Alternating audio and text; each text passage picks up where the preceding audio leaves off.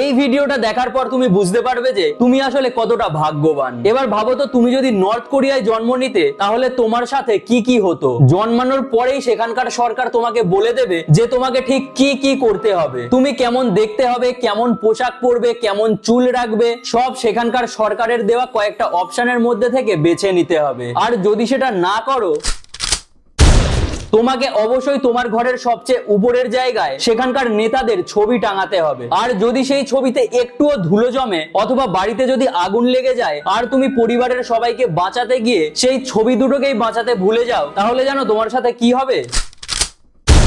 North কোরিয়ার একটা নেতা ডিসেম্বর মাসে মারা গেছিল। তখন থেকেই ডিসেম্বর মাসে এখনো পর্যন্ত কেউ হাসে না, মানে এই মাসে কেউ হাসতেই পারবে না। আর যদি সেখানে কেউ হাসতে গিয়ে ধরা পড়ে যায়, সেখানে ইন্টারনেট, সোশ্যাল মিডিয়া, টিভি এসব প্রায় নেই। আছে শুধু সরকারের নির্বাচিত কয়েকটা টিভি চ্যানেল আর কিছু সরকারের দেওয়া ওয়েবসাইট। একবার তো একটা 17 বছরের ছেলেকে একটা খোলা স্টেডিয়ামে সবার সামনে গুলি করে মারা হয়েছিল, কারণ সেই ছেলেটা একটা বিদেশি গান শুনছিল। যদি তুমি সেখানে কোনো রকমের অপরাধ করো তাহলে সেই অপরাধের শাস্তি তোমার 3 প্রজন্মকে ভোগ করতে হবে। মনে করো তোমার দাদু যদি কোনো অপরাধ করে তাহলে সেই শাস্তি তোমাকেও ভোগ করতে হবে। তুমি সেখানে ভোট দিতে পারো, কিন্তু সেখানে পার্টি একটাই। আর যদি ভোট না দাও তাহলে তো সোজা টপকে দেওয়া হবে। তুমি দেশ ছেড়ে কোথাও যেতে পারবে না। আর তুমি যদি কোথাও যেতে গিয়েও ধরা পড়ে যাও তাহলেও তোমাকে টপকে দেওয়া হবে। এই সমস্ত কিছু হওয়া সত্ত্বেও সেখানকার নেতাদের অথবা সরকারের বিরুদ্ধে কারোর কিছু বলার কোনো ক্ষমতা নেই, কারণ বললেই তো